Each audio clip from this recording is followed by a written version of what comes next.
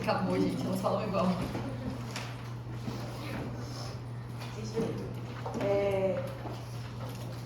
Eu gostaria muito de abrir debate agradecendo muito a FIT pela confiança.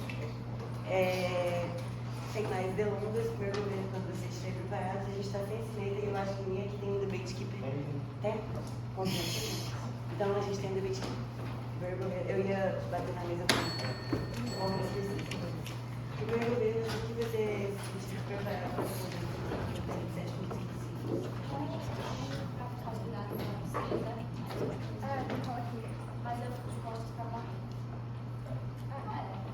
Aqui a gravação está sendo criada. A gravação está funcionando? Aqui. A mesa não aparece na gravação.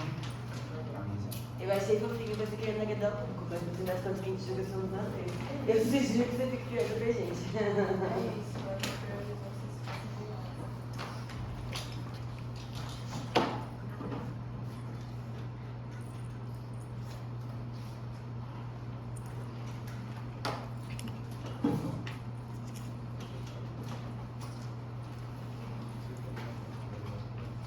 Posso só tirar essas folhas aqui? Posso tirar. Peraí, tira.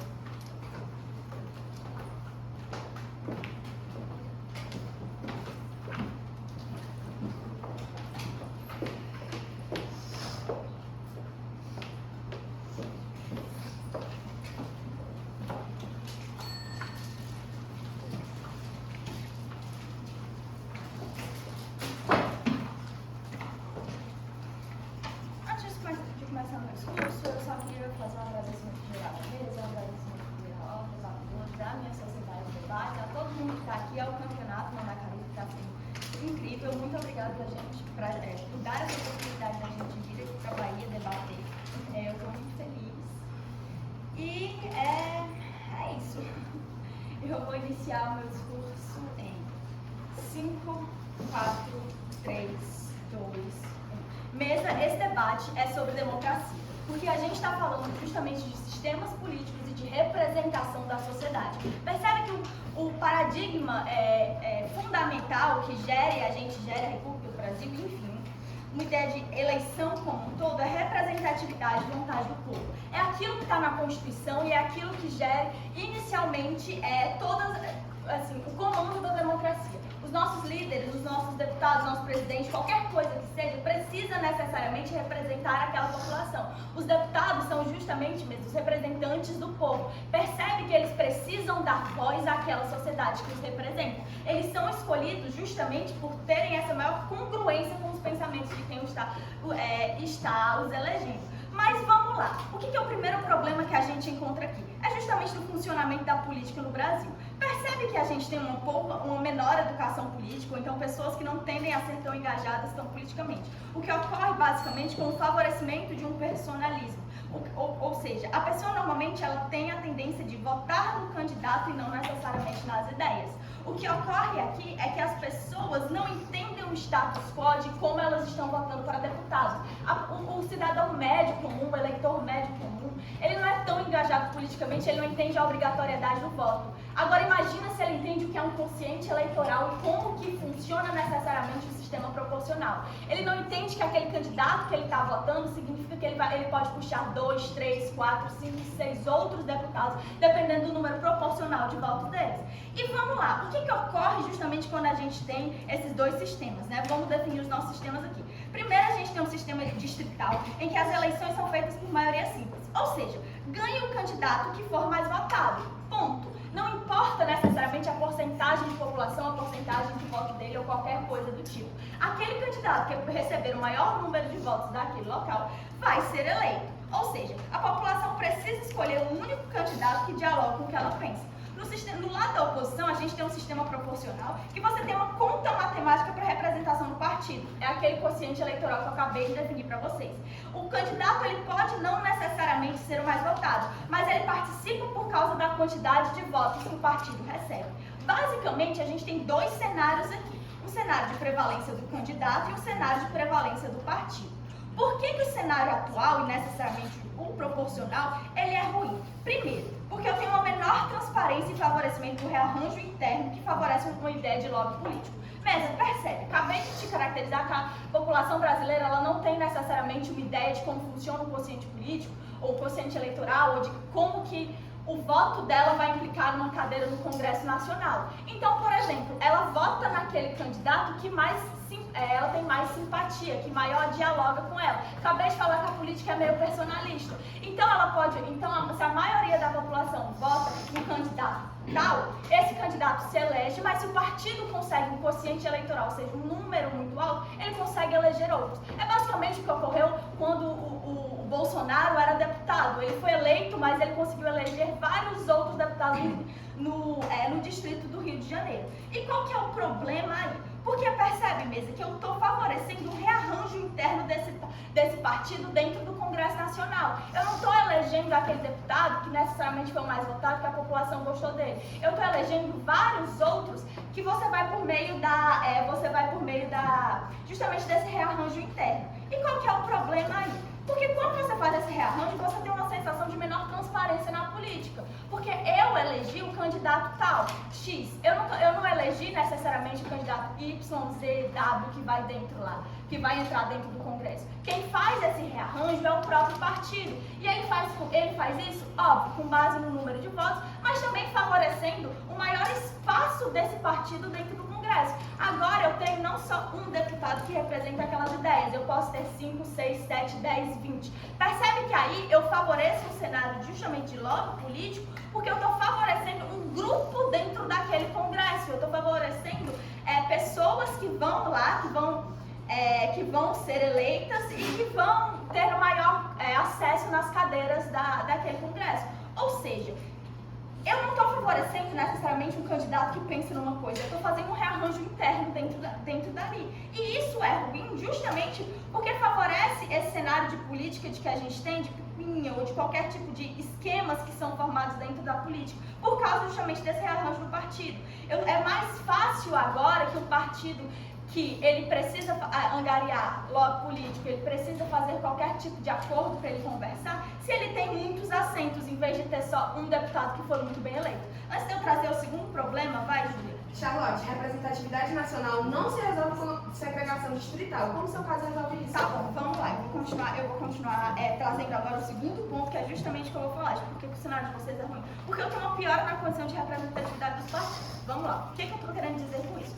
Percebe que eu vou ter uma região que ela não necessariamente ela é priorizada. Aquele candidato para deputado, ele pode até ser popular no distrito tal, ele pode representar a vontade da maioria daquelas pessoas que estão ali dentro. Mas se aquele distrito ele é pequeno comparativamente ao número do estado, percebe que esse deputado não necessariamente ele consegue se eleger. Ele pode representar boa parte da população, uma população que tem o direito de ser ouvida, que tem o direito de suas falas serem reconhecidas, mas que ele não necessariamente é eleito. Porque dentro do Estado ele não consegue angariar votos suficientes para conseguir essa cadeira no partido. Então percebe que esse deputado ele não consegue alcançar necessariamente esse quociente eleitoral. Então, por mais que ele seja muito importante, que ele represente a vontade dessas pessoas, ele não consegue se eleger e não consegue estar lá manifestando o princípio democrático de representar a ideia do povo. O que ocorre no nosso lado? Primeiro, não tem como puxar votos, então a gente tem um maior respeito a essa questão da representatividade, ou seja, da representatividade das pessoas sendo ouvidas de forma que eu só estou elegendo aquele que foi muito eleito, aquele que as pessoas concordam com a ideia dele, aquele que as pessoas gostam do que ele está falando, que de alguma forma ele representa, e mais do que isso, eu tenho uma maior contenção de danos, porque mesmo, percebe, se eu acabei de falar que o brasileiro, ele não necessariamente tem educação política, ele não necessariamente entende conceito eleitoral, ele não necessariamente vota nas ideias e sim no personalismo político, no pior dos cenários eu estou elegendo uma pessoa só. Ela pode ser muito bem votada, ela pode ter ideias que não dialogam com a política, ele só é sensacionalista, mas ela é uma dentro do Congresso. No lado da oposição, eu tenho 20, 30, 40 que formam justamente esse lobby, que é tão... esse lobby, esses esquemas políticos que dão essa falsa sensação de transparência. E por causa disso, eu tenho muito orgulho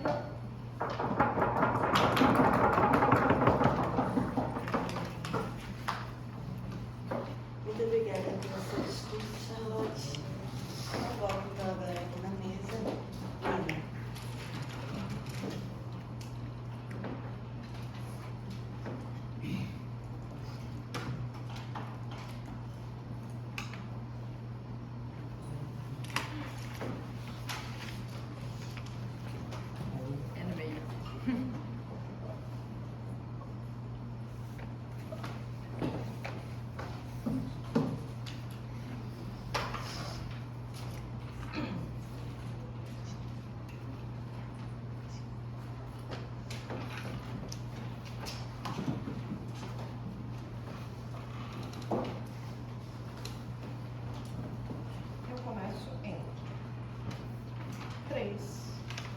2.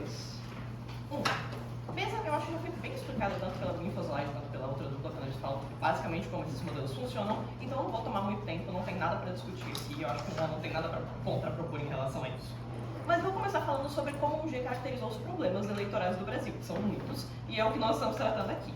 O G começa falando como se o problema de representatividade da política brasileira, e particularmente da Câmara dos Deputados, fosse que o cidadão de Conselheiro Lafayette não é representado pelo candidato de Timóteo, ou como se no interior de São Paulo tivessem vários interesses completamente conflitantes que são completamente silenciados nos momentos de eleição. O problema brasileiro não é que uma cidade interiorana a 400 quilômetros de uma outra cidade interiorana discordam fortemente no que deveria ser feito. O problema do Brasil tem a ver com uma representatividade mais ideológica. Ela tem a ver com discordâncias em relação a, sei lá, setores que acreditam mais no agro, setores ambientais, setores que são muito mais conservadores religiosos, setores que são abortistas e coisas do tipo. Então, a questão que dificulta a representatividade no Brasil, em razão da existência de partidos fisiológicos, é que é difícil colocar pautas que são, abre aspas, fechadas, minoritárias. Pautas específicas, pautas particularmente ideológicas, pautas que envolvem você ter um certo investimento político, para além da leve familiaridade com, eu conheço o PT, vou votar no PT, eu conheço o PL, vou votar no PL. Pautas que genuinamente são políticas, são normalmente pouco representadas porque a população é pouco engajada. Então, essa é a prioridade. Eu genuinamente não consigo imaginar como vocês vão caracterizar aqui, dentro do interior de um mesmo estado, por exemplo, regiões diferentes teriam conflitos absurdos entre um e outro. Essa não é a pauta. O voto distrital assim mesmo é um modelo em que basicamente se descartam os votos de quem não ganhou. O que eu quero dizer com isso? Eu quero dizer que, no modelo atual que nós temos, no status quo, como o Brasil funciona, todas as vezes que você, sei lá, tem 1 zilhão de cidades em um mesmo estado, e em todas essas cidades, 20 pessoas vão votar na UP. É muita gente em cada uma dessas cidades, em cada uma das regiões do modelo distrital. Isso seria o suficiente para eleger alguém da UP? Em lugar nenhum desse estado. Você não teria nenhuma região que elegeria esse candidato, e nessa situação, todos esses votos da UP basicamente não existiram. Se não elegeu ninguém, não deu para nada. No modelo atual, entretanto, todos esses votos, por menores que sejam, eles acabam sendo somados, eles contam para alguma coisa. É assim que normalmente quando a gente tem a Câmara dos Deputados, você vai conseguir uma caralhada de candidatos de, enfim, grandes partidos fisiológicos e do centrão, mas você vai conseguir um maluquinho do UP. Vai ter uma pessoa do Partido Verde ali dentro, vai ter uma pessoa de algum outro partido muito nazista aleatoriamente, mas enfim.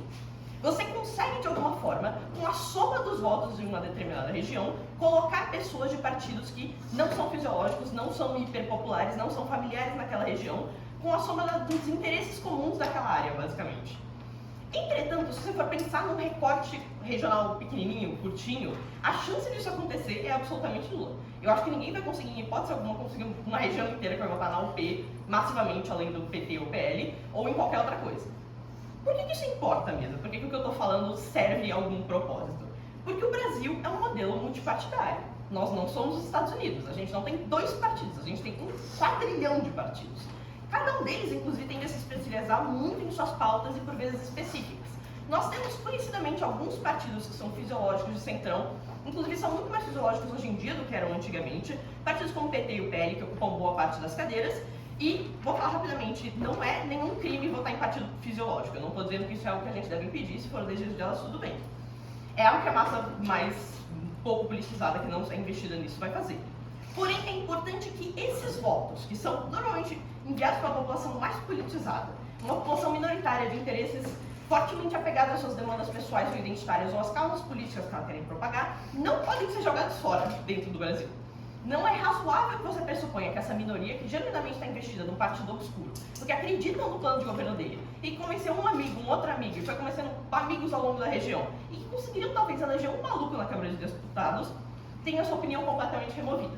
Porque o resultado disso no longo prazo é que a dominância desses partidos fisiológicos, que ganham basicamente por conforto, porque o sistema eleitoral brasileiro tem essa questão de familiaridade, e de já ter grandes massas eleitorais que não pensam muito sobre a qualidade dos partidos e só votam no que elas sabem que existe.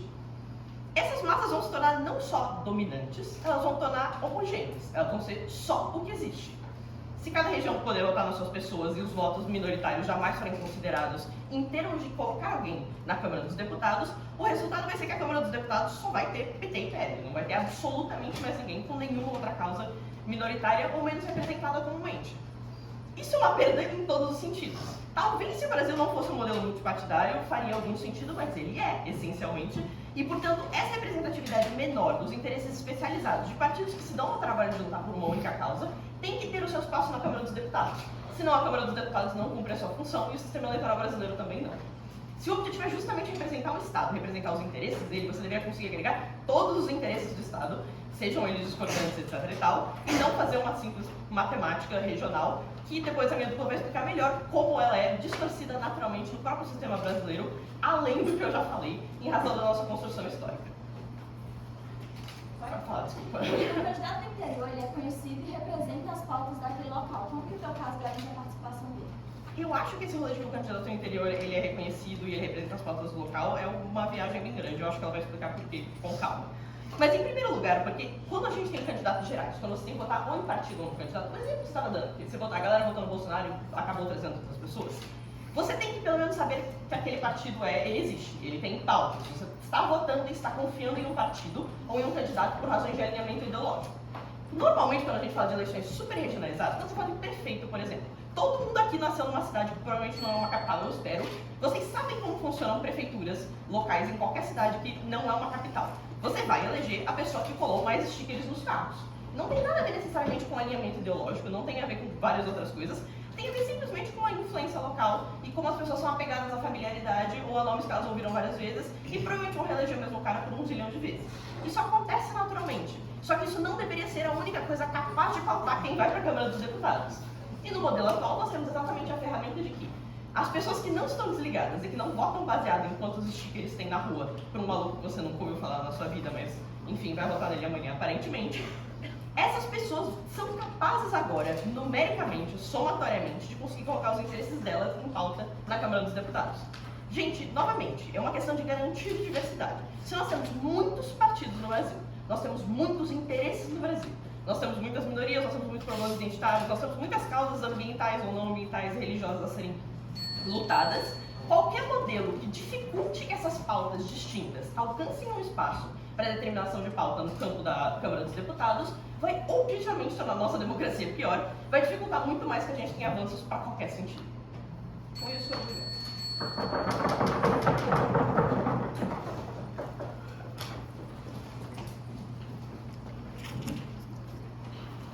Muito obrigada pelo seu discurso. Lucas Laura,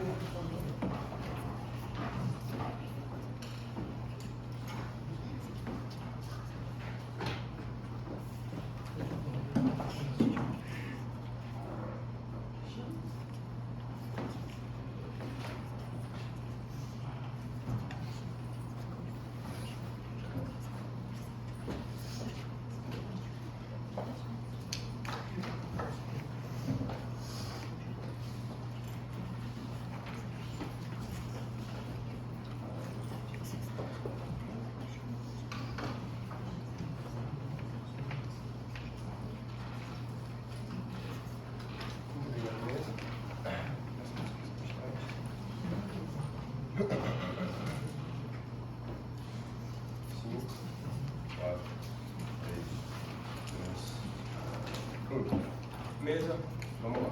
Arrematando o primeiro caso de primeiro governo desse debate, eu quero que você observe que a partir da análise feita pela Charlotte, de que o esquema proporcional diminui a, entre aspas, meritocracia eleitoral, o ônus de vencer uma eleição que você tem que cumprir para efetivamente se tornar um parlamentar, eu quero que você note qual é o grande impacto disso. Primeiro, eu quero que você observe como isso intensifica o, entre aspas, caciquismo partidário. Lucas, o que é esse conceito?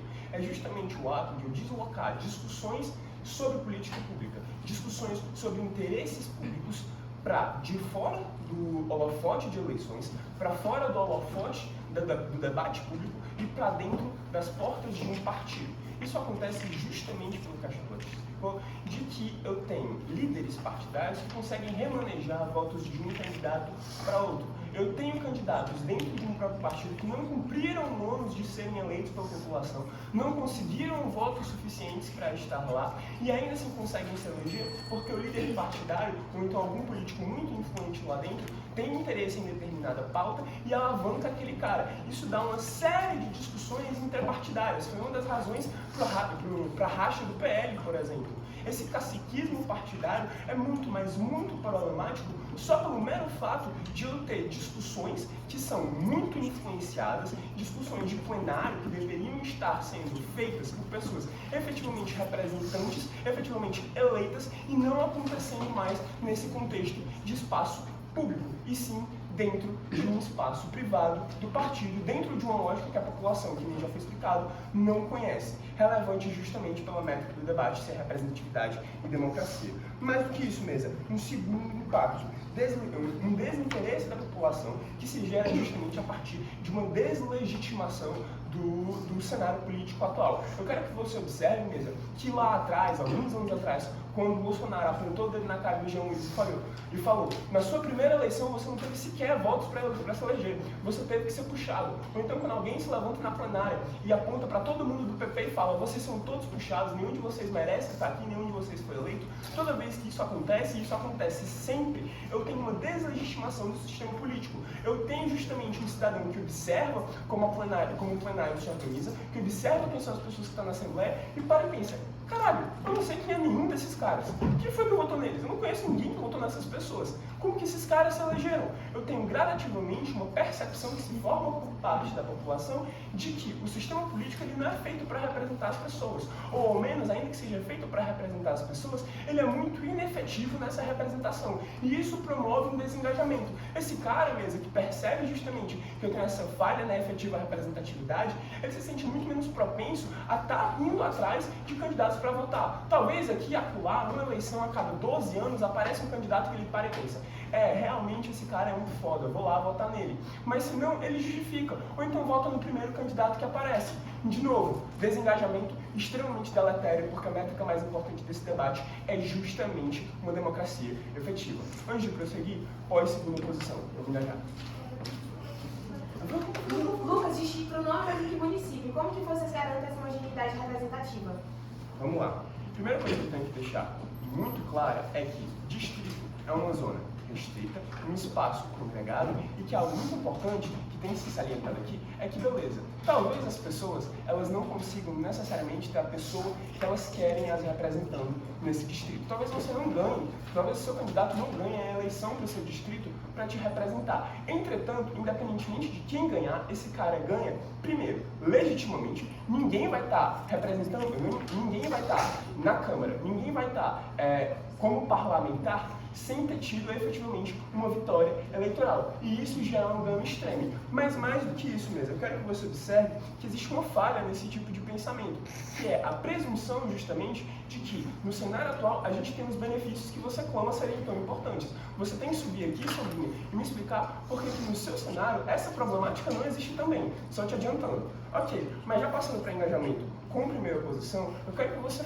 note uma falha muito gravosa da Nina. Ela subiu aqui e falou, essencialmente, que eu vou ter uma ascensão facilitada de partidos minoritários, ou então de pautas minoritárias, a partir do momento que eu tenho um sistema proporcional. Justamente porque esses candidatos, talvez eles não consigam ganhar sozinhos, mas eles podem ali agregar os seus votos para tentar ter realmente uma representação daquela pauta dentro do plenário, dentro da Câmara, dentro do Parlamento. Eu quero que vocês observem que, por mais que isso seja verdade, por mais que no nosso mundo a gente perca um pouco esse mecanismo que os partidos minoritários no presente se usam para ter representatividade, entretanto eu quero que vocês notem como a gente também ajuda esses mesmos partidos minoritários do nosso cenário, de forma que o delta delas fica bem menor do que possa parecer inicialmente. É o seguinte, no sistema digital eu tenho um favorecimento muito grande de personalidades locais.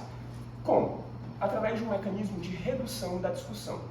Num cenário onde eu tenho candidatos disputando por votos de toda uma unidade federativa, ou então de um espaço muito grande, eu tenho uma pulverização da discussão. Se torna uma discussão sobre um denominador comum, pautas que são importantes para todo mundo. Eu tenho uma dificuldade justamente de tratar das pautas específicas que você fala nesse contexto de proporcionalidade. Entretanto, quando eu tenho um contexto de distritalidade, mesa, eu tenho necessariamente discussões que tem que ser sobre aquela comunidade, sobre coisas que aquelas pessoas acham importante, porque todo mundo está ligado que o voto é justamente para alguém que representa só aquele espaço e só quem está naquele espaço vai poder votar. Isso significa, mesa, que em distritos onde eu tenho uma pauta minoritária ou então uma pauta não tão relevante a nível nacional, mas que é muito importante para aquele distrito, eu tenho uma facilidade de personalidades que são importantes dentro desse contexto se destacarem. Como assim? Por exemplo, dentro de uma ABC paulista, onde a pauta trabalhista é extremamente importante por conta do número de operários, se eu tiver um operário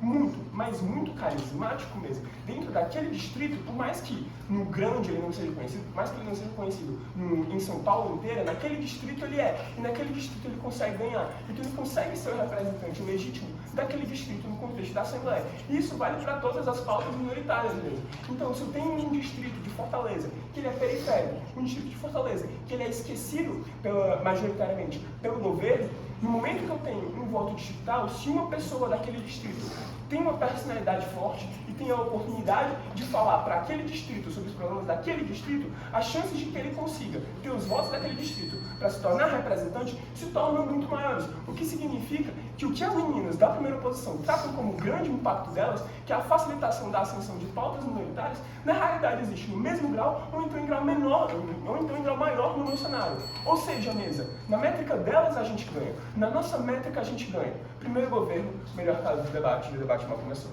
Obrigado. Obrigada, meus Deus. Laura, por favor.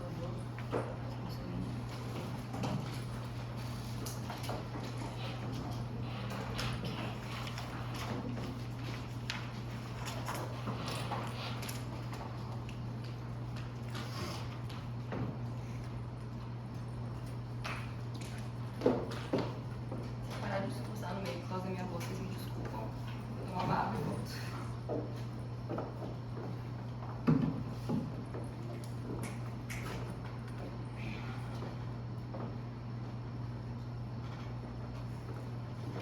Vou começar meu discurso em 3, 2, 1. Vou começar falando um pouquinho primeiro do impacto que a Rina trouxe diretamente pra gente, que é sobre essa perda de representatividade política minoritária.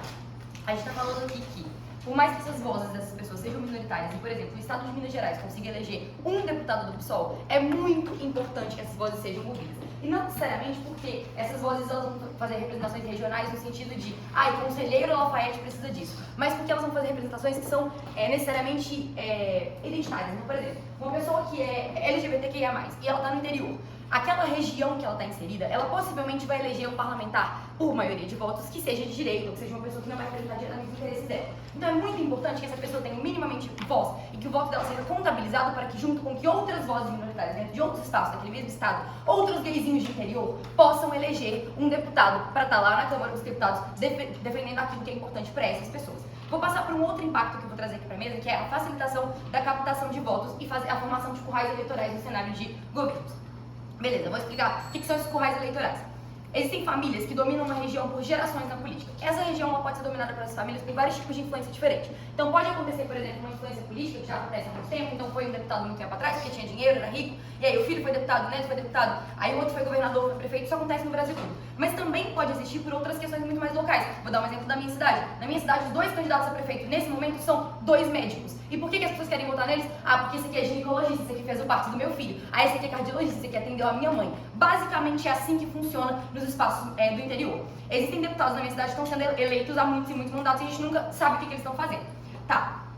Basicamente, quando o sistema permite que você vote apenas em políticos de uma candidatura local, isso facilita a formação desses currais eleitorais. Esse fenômeno já acontece com as câmaras municipais dos interiores e alguns deputados de estimação. Só que no cenário de governos, as figuras dessas pessoas estão estampadas em todas as partes e elas não têm outras opções em quem votar. Então, beleza, eu tô lá na minha cidade no interior, na minha região eleitoral ali do interior, e eu tô vendo a mesma cara das mesmas pessoas o tempo todo. Eu não tenho opção de votar naquela pessoa que eu realmente acredito que vai me representar em outro lugar, ou pelo menos a representação que eu vou ter da professora, pobre, negra, da minha cidade, que está se candidatando para deputada, ela não vai ser eleita, eu sei que ela não vai ser eleita, e eu não vou conseguir ter o apoio de outros lugares para conseguir eleger essa pessoa. Então eu tenho basicamente um voto que é muito mais personalista no cenário dos meninos. O argumento da Charlotte de que o personalismo estaria no nosso cenário, ele na verdade não acontece, porque o personalismo está muito mais quando você tem opções limitadas e que não estão realmente se preocupando com qual que é a política que eles têm que fazer. E por que eles não estão se preocupando? preocupando com qual política que eles têm que fazer. Eles, na verdade, estão competindo muito mais pela visibilidade daquele local do que pela política que eles realmente vão colocar em prática. Quando eu quero me eleger como deputado de um lugar muito pequeno, eu não tenho que me preocupar necessariamente com a pauta que eu vou colocar. Porque aquelas pessoas ali, a massa geral, ela não está muito preocupada com qual que é a política que realmente vai acontecer ou quais são os termos políticos que eu vou usar para poder descrever aquilo ali. Ela está muito mais preocupada com, eu vou trazer a festa da cidade de novo, eu vou chamar o Chitãozinho Chororó para tocar lá no final do ano. Basicamente é isso que essas pessoas estão conseguindo se preocupar. E esses candidatos, eles vão saber exatamente o que falar para poder agradar essa população. A discussão sobre política, na verdade, está muito mais no nosso cenário, que é uma discussão quando você tem uma competição com outros deputados. Então, quando alguém de Belo Horizonte está competindo com alguém de Conselheiro Lafayette por vagas dentro da Câmara dos Deputados, basicamente essas pessoas têm que discutir políticas. Então é assim que a gente vê pessoas saindo da capital e indo para o interior e falar, gente, esse hospital regional que está aqui parado há muito tempo, esse elefante branco de obra que nunca terminou, ele não está terminando de ser feito. A gente não está conseguindo deixar ele pronto. É muito importante que a gente devolva essas políticas. E basicamente a discussão sobre política está muito mais no nosso caso. Existe uma maior transparência de propostas para essa grande massa que é despolitizada. Os meninos falam no caso deles que a gente tem menor transparência nessa questão eleitoral, que o sistema é um pouco mais confuso, mas na verdade a gente tem muito mais discussão de política de verdade e muito menos discussão de figura, de quanto que aquela figura é capaz de influenciar. Laura, no teu cenário, o hall eleitoral continua existindo, só que aí eu elejo o deputado da família mais rica e o da segunda mais rica. A questão é a seguinte, no nosso cenário, a gente tem a possibilidade de você votar em pessoas que não são da sua região. Então, basicamente, eu consigo olhar para fora daquela região, votar e o meu voto é válido. Então, por exemplo, eu nasci em Conselheiro Lafayette, eu voto em Conselheiro Lafayette. Eu consigo olhar para Belo Horizonte e falar, pô, eu acho que tem uma candidata a deputada lá que representa muito mais os meus ideais e os meus objetivos enquanto pessoa. Eu vou votar nela e eu sei que meu voto não vai ser desperdiçado, porque existem outras pessoas que estão votando junto comigo. Por mais que exista, assim, na minha região, alguma influência de algum deputado que é regional, esse meu voto que é para fora da região, esse meu voto que é contra essa corrente eleitoral, contra essa corrente de curral eleitoral, ele vai valer muito mais. A gente está falando que no nosso caso esse impacto é muito maior e no caso de vocês ele se maximiza. O impacto que a gente tem hoje em dia no nosso status quo, ele existe do curral eleitoral, mas ele está acontecendo num cenário muito menor do que aconteceria no caso de vocês. Independente da ideologia, o político pode prometer, mas não cumprir. Como vocês lidam com o fato de que ele atua da forma que nem sempre atua da forma que a gente espera? Cara, mas quando o cara não prometeu absolutamente nada, o que ele está indo fazer lá? Não sei se você já viu, basicamente, uma discussão de Câmara Eleitoral de município de interior. Os políticos não sabem o que eles estão fazendo ali, eles não sabem como funciona o legislativo, eles não sabem o que eles estão fazendo ali. Eles estão ali basicamente pelo salário, eles estão ali porque eles querem estar ali tendo uma influência e um poder naquela região. Eles estão ali porque eles foram eleitos falando que iam visitar o seu parente no hospital quando você estivesse mal, ou que eles iam no velório do seu avô. Eles não foram eleitos falando que eles iam propor educação de qualidade, como que eles iam propor, qual que era o sistema, porque eles nunca tiveram que competir com ninguém por esse voto. Eles sabiam que esse voto estava garantido. Então, no cenário de governo, você tem, na verdade, um maior personalismo político, porque você está votando localmente numa figura. Tudo que você precisa conseguir para poder votar no seu deputado local é um jingle legal dele e o quanto que ele foi um bom médico naquele hospital regional. No nosso cenário, você precisa conhecer minimamente as ideias desse político por causa de dois fatores. Um, porque a disputa é feita com outras pessoas, como eu acabei de falar. E segundo, porque, basicamente, o que a Charlotte falou aqui, eu estou atrelando as ideias do meu partido exatamente por essa ideia de proporção partidária. Então, por exemplo, quando a gente está elegendo deputados, e eles são, por exemplo, o deputado que eu quero votar, ele é do PSOL. Eu sei que ele está aliado ao PSOL, porque as políticas dele e aquilo que ele está falando na mídia é aliado ao PSOL. Quando a gente tem partidos menores, como a Nina explicou para vocês que tem interesses muito específicos, é muito difícil que esse partido menor permita que uma pessoa que tem uma ideologia muito diferente fique dentro dele. Então, por exemplo, o Bolsonaro ficou pulando de partido em partido porque ele é um extremista maluco. E basicamente isso faz com que ele fique, precisando tentar encontrar um lugar que aceite as ideias dele. No nosso cenário, na verdade, a gente tem partidos que têm ideias muito mais bem representadas e quando eu voto no PSOL, eu sei que eu estou votando. Por mais que o meu candidato em si não esteja lá da Câmara dos Deputados, eu sei que as ideias que o meu candidato carregava também foram levadas, porque ele faz parte daquele partido e aquele partido representa ele. No nosso cenário, mesa, a gente consegue discutir as ideias e não a imagem da pessoa. As ideias que ela carrega são muito mais importantes. E por mais que o meu deputado não esteja na Câmara dos Deputados, as ideias que ele apresentou durante a campanha, a preocupação com saúde, com crianças, com educação, tudo isso ainda assim vai estar sendo representado lá dentro mesmo. Porque no nosso cenário, esse candidato ele é forçado a poder apresentar essas propostas eleitorais e eu tenho muito mais capacidade de eleger as pautas minoritárias para que, pelo menos, por mais que elas não consigam passar uma PL, por mais que elas não consigam passar uma lei, elas consigam estar na Comissão de Direitos Humanos vetando um projeto merda que vai acabar com o direito reprodutivo das mulheres aqui no Brasil.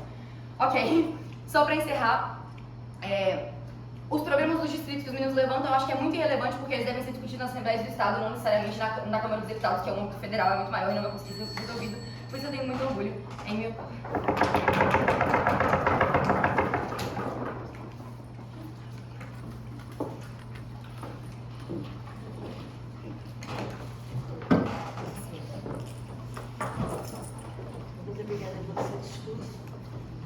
do governo, nossa querida Letícia.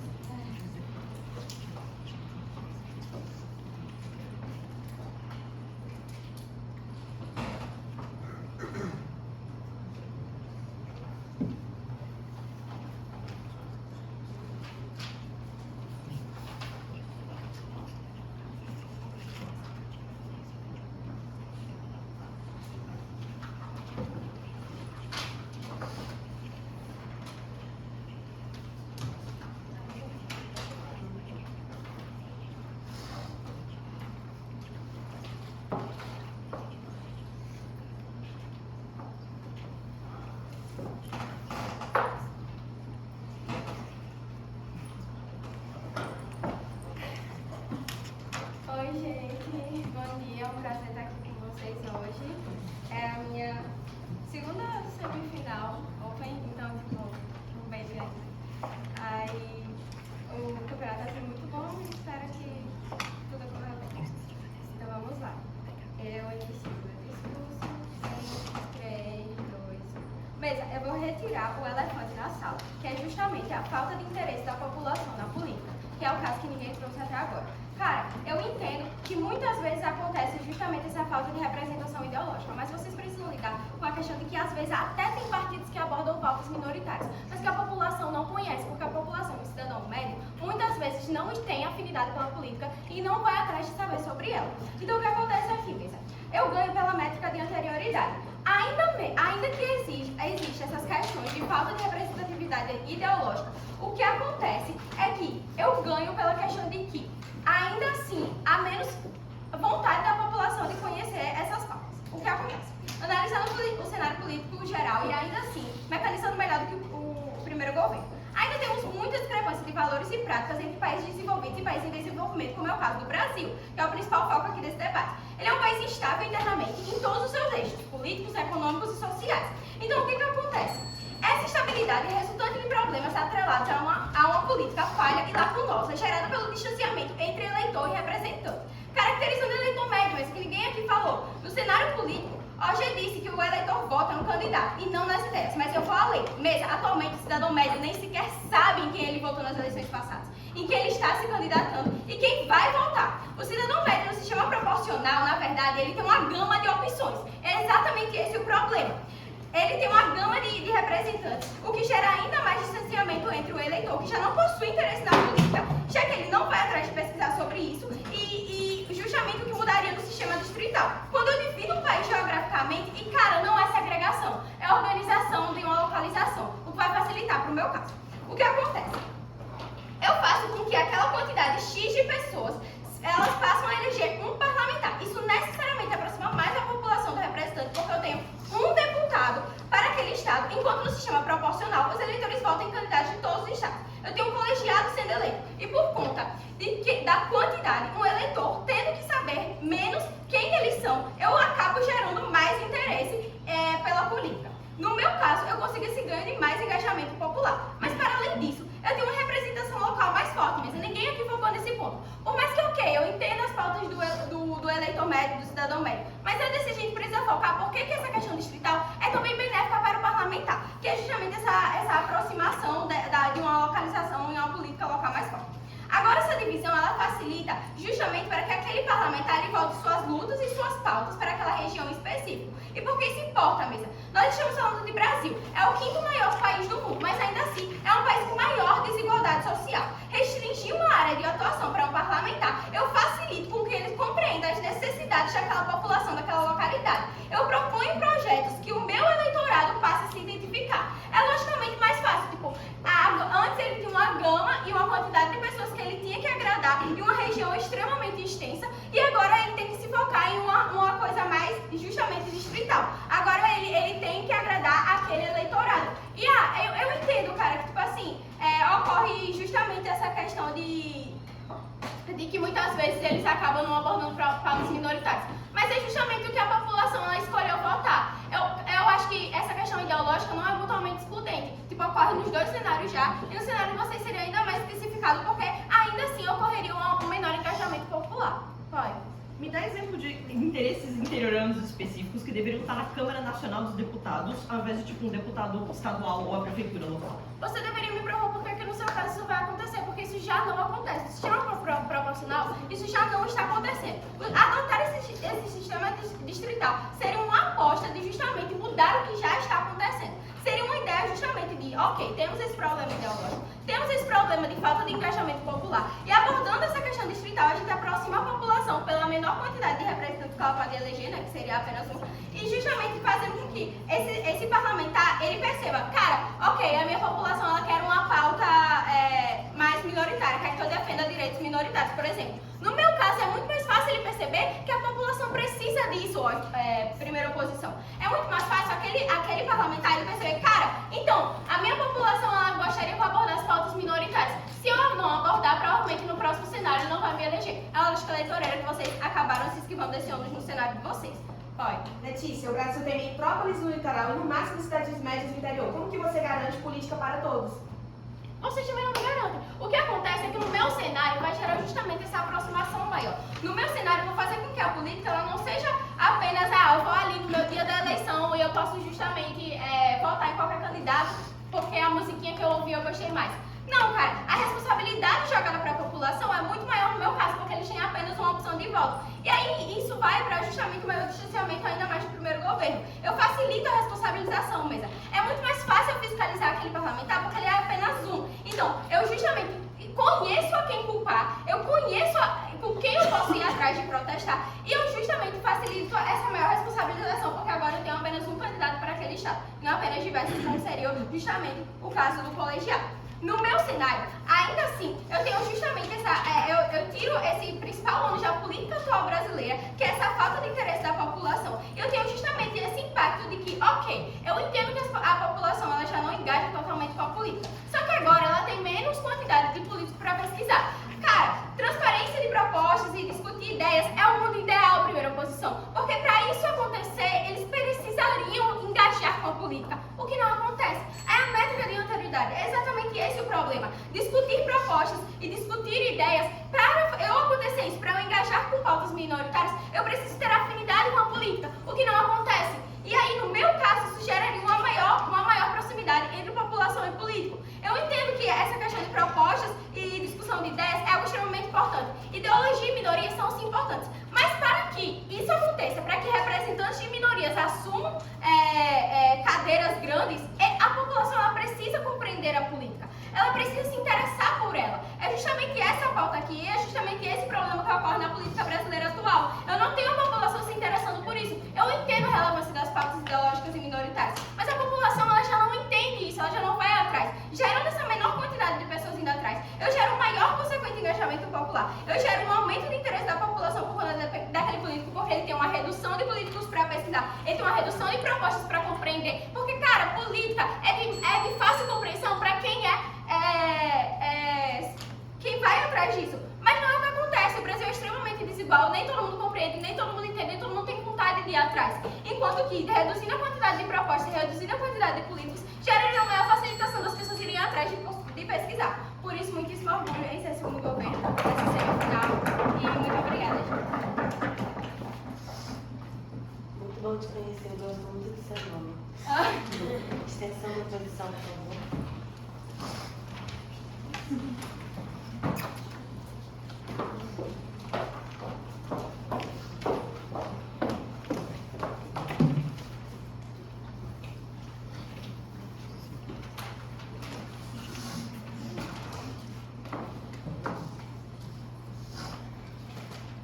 Oi, gente, bom dia. Muito feliz de estar aqui. Eu vou tentar falar o mais alto possível por causa das transmissões. Eu também vou estar meu vizinho, então talvez eu engaje no meu discurso. Mas enfim. Olá, CDP, olá, CDUFC, olá, Senatos e minha tutoria. Eu vou começar o meu discurso. E a mesa que é brilhante. Olá, Carolzinha Senatos, olá, Lazinha SDP, olá, Maria SDDUFC. Dorme do meu lado. Vou começar o meu discurso em 5, 4, 3, 2, 1. Mesmo, primeiras bancadas não conhecem o Brasil e aparentemente as segundas também não. Quando a gente está falando de distrito, a gente não está falando de um estado nem de um município. A gente está falando de uma forma de regionalizar o Brasil, como o IBGE, de como o setor censitário, ou como, por exemplo, a regionalização por meio de biomas. Então, o que acontece? Quando eu escolho regionalizar o Brasil, que é extremamente desigual em litoral e interior, entre continente e a parte litorânea, eu escolho a pior forma possível de segregar a minha população, que tem um volume populacional extremamente desigual ao longo do seu território. Mesmo, eu não preciso provar aqui porque é que eu resolvo o problema, como o Lucas falou. Eu só preciso mostrar porque é que o lado deles piora o problema que a gente já tem de representatividade. É exatamente o que eles propõem. Quando a gente vem aqui falar de como funciona realizar uma regionalização de distritos no Brasil por meio de um viés habitacional, a gente precisa entender como que isso aconteceu. E eu te explico. Simplesmente, o problema do Brasil, que é ter essa desigualdade, é por conta do seu volume populacional entre estados e cidades. A gente está falando ali em São Paulo, por exemplo, a gente vai ter um distrito que, por quantidade de habitantes, vai ser muito pequeno e vai ter uma densidade populacional absurda, habitante por metro quadrado. Nesses distritos pequenos com muita população, eu tenho também distritos equivalentes a essa quantidade de população que vão ser gigantescos. Quando a gente pensa na região amazônica, a gente pensa em uma dispersão territorial muito grande. São comunidades indígenas, são ribeirinhos que não vivem como as metrópoles com grandes prédios ou grandes conglomerados imobiliários.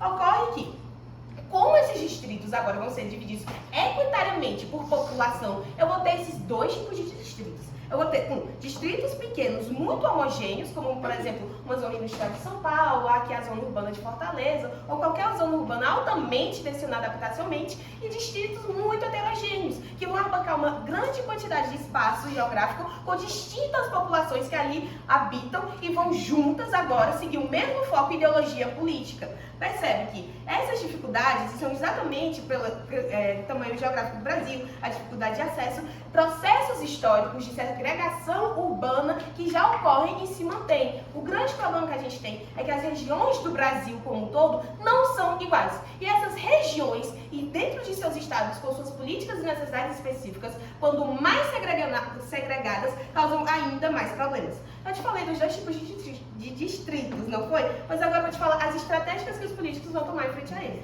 Como no cenário médio vão ser muitos distritos para a parte interior do Brasil muito grandes, com pouca população, eu vou ter uma estratégia que o político vai focar na maioria populacional desse distrito. Então ele vai ali para as zonas mais urbanas, as cidades mais cheias, a população que está por ali, e vai calhar, entender os interesses dela e representar essa parte da população. Quando a gente pensa em representação de minorias, a gente pensa exatamente nos ribeirinhos, a gente pensa nas comunidades indígenas, nos quilombolas, em qualquer tipo de comunidade que não tem esse autoadensamento e que está nos centros populacionais maiores desses distritos. Então, quando vem o primeiro governo me falar aqui que eu vou ter uma maior representatividade dessas pautas minoritárias, não, eu não garanto. Na verdade, eu segrego ainda mais o que poderia ser um alcance de uma ideia, de uma necessidade de ideologia de viés político dessa região, das populações minoritárias, por meio de especificidades de centros populacionais mais adensados.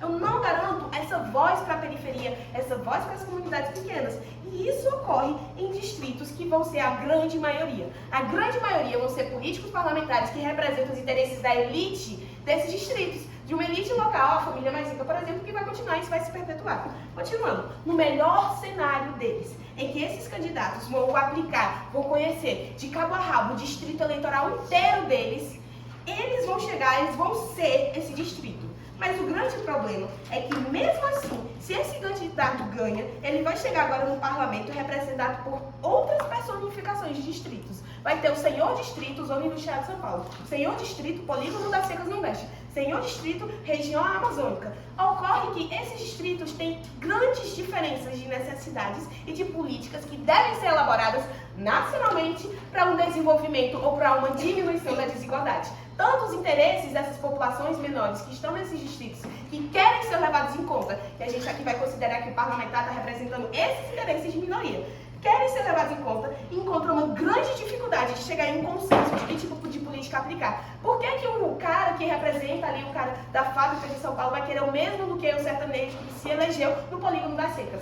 Eles não vão. Eu tenho um aumento das dificuldades da burocracia dentro da política brasileira para a elaboração de fato, uma concretização desses interesses dessas minorias. Então, mesmo que eu consiga, esse sistema não vai me garantir uma representação eleitoral no cenário médio e mesmo no melhor cenário, não garante concretização das pautas representativas que fizeram ele chegar à política. Percebe que tudo que governos me falaram até agora não faz sentido quando eu entendo minimamente como que funcionaria essa distinção do Brasil. Continuando. Agora, Mesa, por que o Lago não vai ter oratório? E eu vou aceitar o pai do Lucas. Vamos lá, Sandrinha. Nosso caso principal era sobre legitimidade. Me explica por que essa sua coesão forçada é tão melhor do que ter um sistema político mais legítimo aos olhos da população. Não adianta ser legítimo se eu não consigo governar. E outra, não adianta ser legítimo se eu continuo representando o interesse de uma parte elitizada, que é a parte dos centros urbanos desses distritos. Vocês não ligam com o entendimento de que esses distritos são grandes e representam outros tipos de população que vive. As minoritárias, que vocês buscam atender com a representação, vão continuar sem ser ouvidas. E agora, pior, as minoritárias dentro de um cenário de Brasil, como a região Nordeste, que é minoritária em relação ao São Paulo, quanto ao número de capital e eficiência política, vai continuar sendo segregada e continuar na sua posição de baixa representação. Continuando. Tá, agora por que o meu cenário, o status quo, não piora tudo? Comparativamente, o que é que a gente tem? Os partidos, quando se reúnem para alinhar suas estratégias políticas eleitorais, eles focam em compreender como um todo a região. O PT compreende o Nordeste e o PT compreende estratégias para o Ceará e para a Bahia, que são distintas. Eles não vão abordar as mesmas pautas, os mesmos pontos para atender essas regiões. Eles pensam em políticas que podem, com as suas ideologias, ser elencadas. E a partir disso, os candidatos utilizam de pautas minoritárias específicas para se elegerem e se enquadrarem. Ou seja, mesmo num cenário em que o candidato X e Y do PT não concordam com pautas nenhuma, eles têm uma ideologia maior, um viés de alinhamento político do partido para aquela região. Dentro de um cenário de Câmara, que agora tem outras regiões, outros partidos, com seus viéses ideológicos alinhados, eu tenho uma melhora no que pode ser a concretização dessas políticas. Mesmo que não seja eficiente, mesmo que tenha todos os problemas de representação, ainda é melhor do que eu segregar o que o cenário de governos me pede. Segregar centros urbanos de centros minoritários e não trazer essa representação. Eles não resolvem o problema e, na verdade, ainda agravam. O meu cenário, mesmo que eu não resolva, eu não torno uma política tão ruim. Muito orgulho em meu povo. Muito obrigada pelos discursos. Bia, por favor.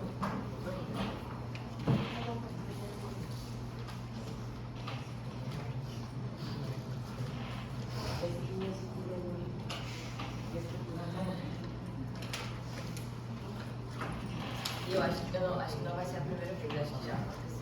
8 dias. 8 dias. Que Bia. Ah, minha de Bias. É o multiverso Bia. Bia verso.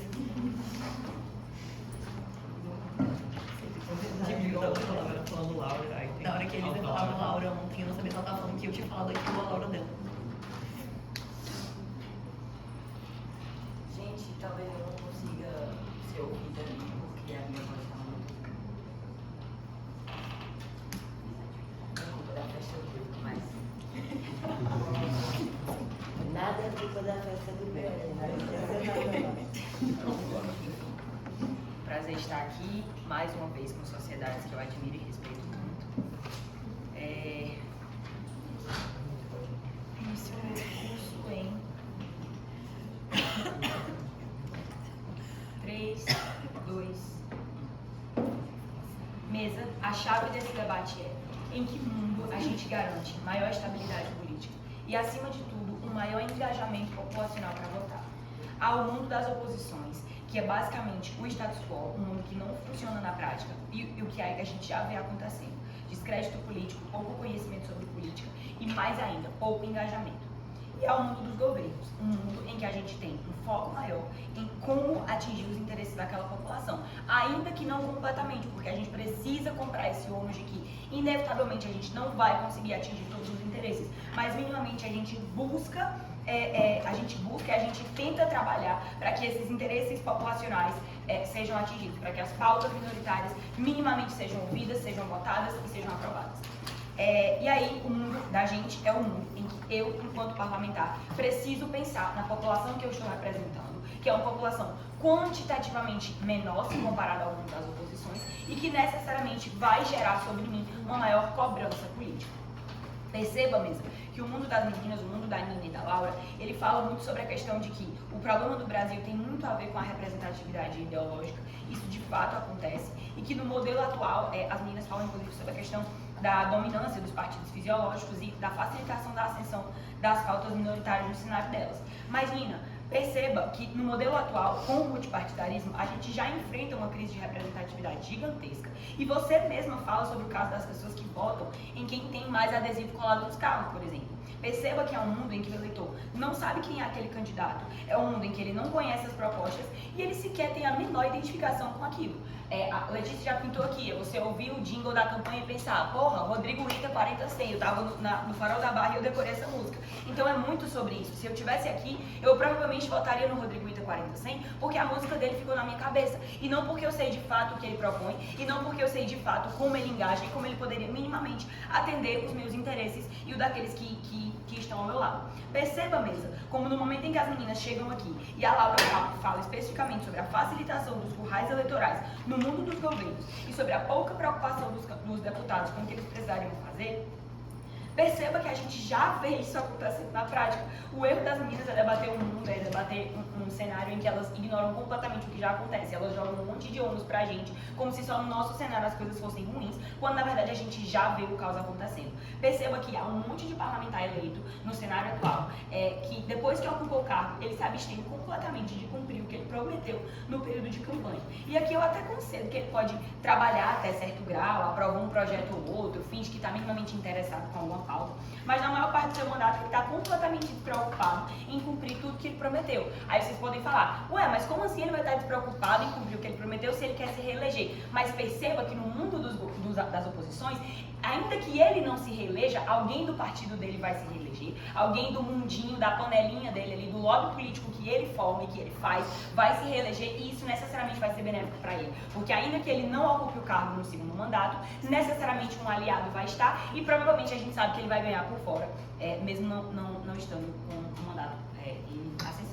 Perceba que o caso das meninas de primeira oposição, ele cai por terra exatamente porque a partir do momento que elas tentam lidar com essa representatividade ideológica e com o fato de que esses currais eleitorais seriam muito mais ativos e muito mais vivos no nosso mundo, elas na verdade esquecem e elas não mecanizam o suficiente como que isso de fato aconteceria mais pra gente, quando na verdade a gente já vê acontecendo. Engajando um pouco agora com segunda oposição, o caso da Júlia e da Bia fala basicamente sobre a questão da segregação distrital e sobre a regionalização equitativa, né? A gente está falando aqui sobre, enfim, regiões do Brasil que não são iguais, toda essa questão das diferenças geográficas mesmo. Mas perceba, Mesa, que a própria Júlia fala sobre o quantitativo sendo menor por distrito.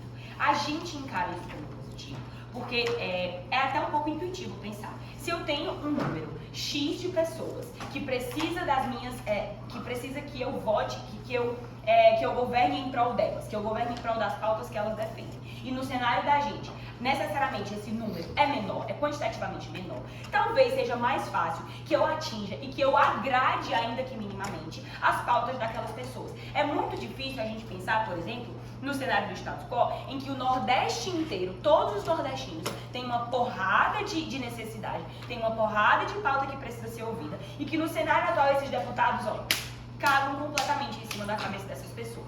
No nosso mundo, no mundo em que isso seria quantitativamente menor, em que ele necessariamente representaria um quantitativo menor, ele vai ser mais pressionado exatamente por essas pessoas que pensam, peraí, eu só posso votar em uma pessoa, só essa pessoa pode representar o nosso distrito inteiro. Quer dizer então que você se elege e você sequer se preocupa com as pautas que a gente precisa? Peraí, meu amigo. Então a pressão política,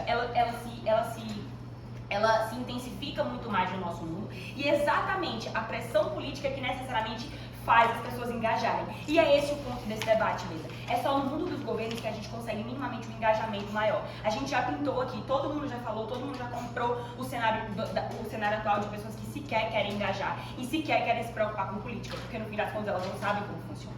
No momento em que elas entendem que só uma pessoa pode representá-las, elas pensam, eu preciso que aquela pessoa faça o mínimo por mim. E só aí ela consegue engajar de fato. Júlia, pode. Bia, do que importa eu saber escolher conscientemente o meu deputado se os meus interesses vão ser mais um bate-boca dentro da Câmara? Júlia, perceba que no caso da gente, a gente minimamente traz, como eu falei no início do meu discurso, a gente minimamente traz uma visibilidade para essas pautas e ainda que a gente não consiga cumprir tudo que foi prometido, é quantitativamente mais provável que essas pessoas sejam ouvidas e que essas pessoas sejam atingidas. No cenário de vocês tentam lidar com um mundo em que as pautas minoritárias, elas seriam mais, elas gerariam mais engajamento, elas gerariam mais necessidade de serem ouvidas e de serem colocadas em prática e de mudarem a realidade dessas pessoas, mas a gente não compreende, vocês pelo menos não conseguem mecanizar o suficiente, como que isso de fato poderia acontecer, porque vocês inclusive falam sobre essa questão, por exemplo, das elites locais, do fato de que, ainda que fosse quantitativamente menor, a gente teria uma população específica que seria ouvida, que seria a população rica, provavelmente a população branca, enfim, heterossexual, já que a gente está falando aqui de minorias, então eu vou contar essas minorias para você. Mas perceba que no seu caso, essa aproximação entre eleitor e representante que é gerada nos distritos, faz que no meu caso, essa aproximação entre eleitor e representante que é gerada nos distritos, facilita a elaboração de pautas e de políticas que sejam minimamente capazes de atingir os interesses dessas pessoas e que, como eu falei, a gente vai continuar comprando esse ônibus até o final desse debate, que ainda que não cumpra tudo, cumpre pelo menos alguma coisa. No caso das oposições, isso não acontece. No caso das oposições, tudo é prometido e nada é feito. Exatamente por isso, muito orgulho em propor.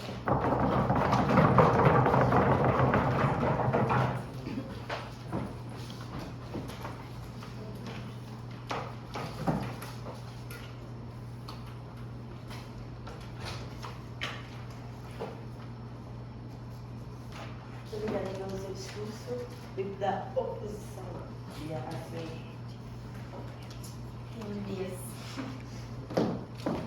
Gente, bom dia. Estou muito feliz. Estou organizando minhas folhas enquanto eu estou fazendo vários agradecimentos. Eu queria dizer que eu estou muito feliz de estar aqui. Tipo, é uma honra estar debatendo na frente dessa bandeira que, enfim, representa tanto para nós.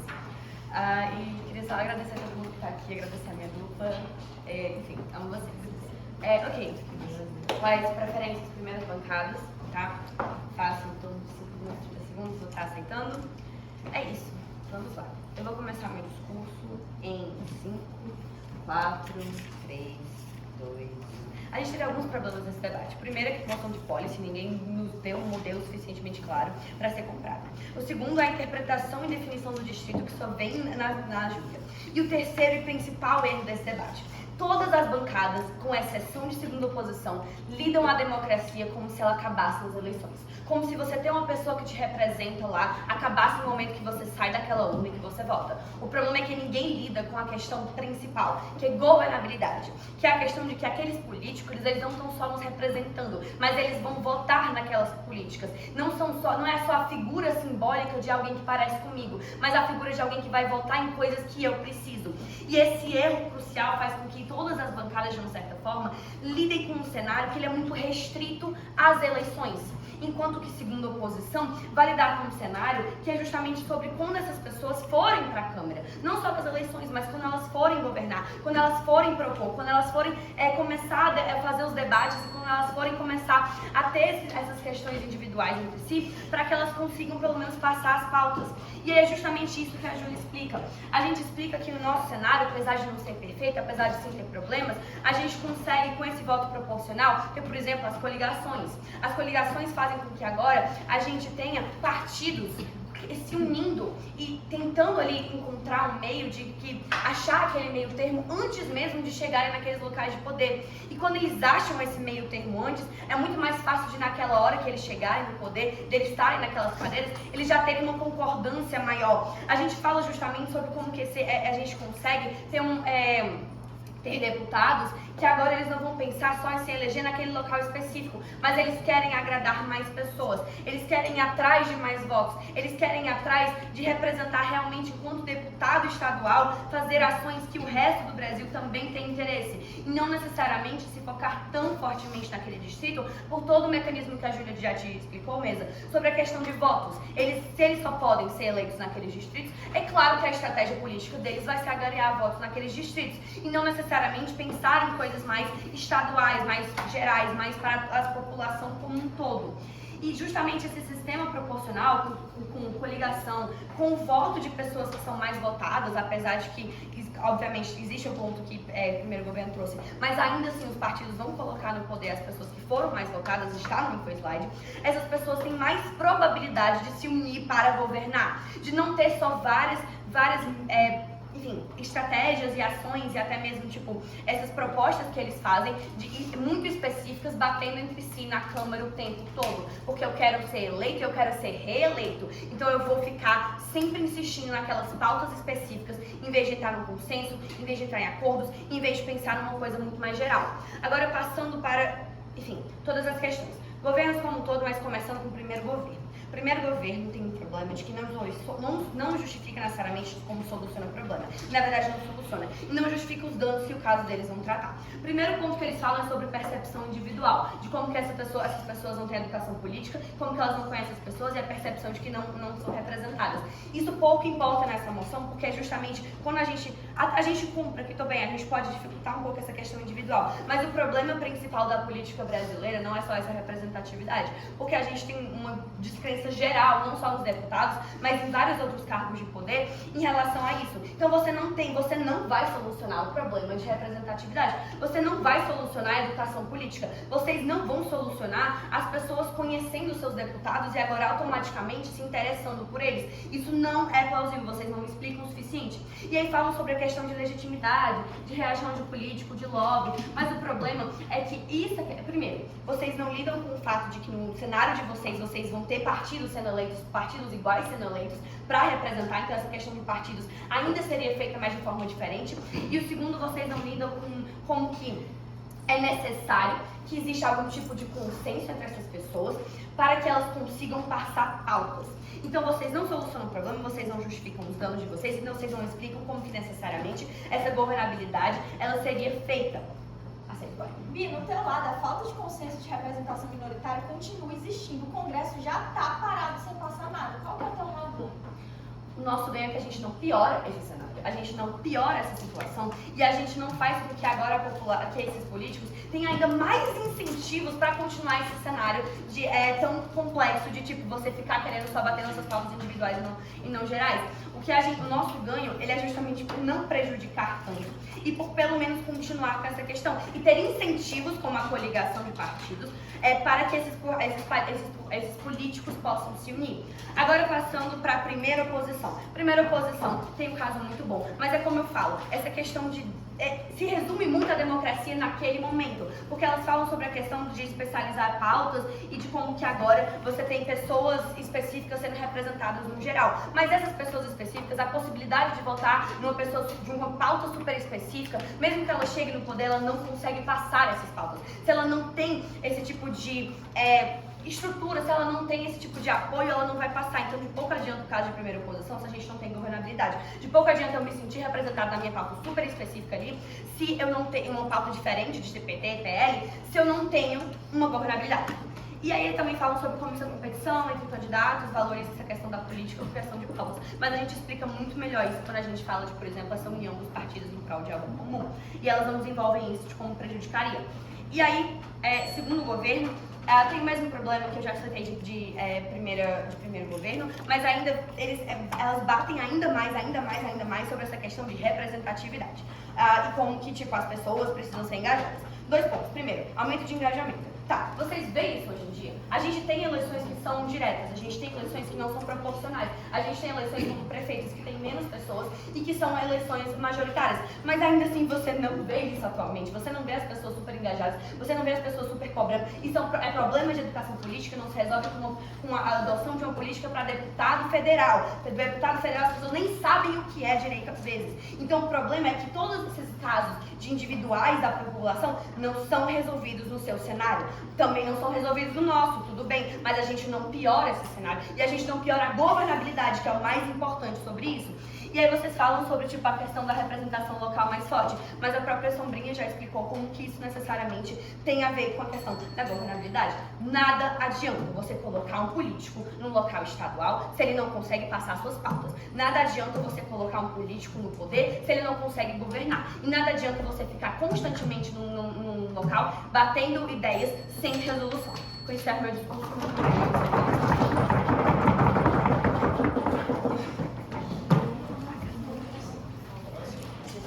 Gente, eu gostaria de agradecer a todos pelo excelente debate. A gente vai da ordem, mas assim, sempre vão deixar meu muito obrigada. Tenho certeza que a sociedade de vocês quatro, do posição muito satisfeitos e orgulhosos com vocês. Foi um excelente debate. Agora a gente fala uma coisa que eu Gente, peço para todos correrem para o Pelourinho, por lá tem restaurante, então já vão almoçar e nos encontramos lá na Câmara Municipal. Mas quem não vai fazer mais nada,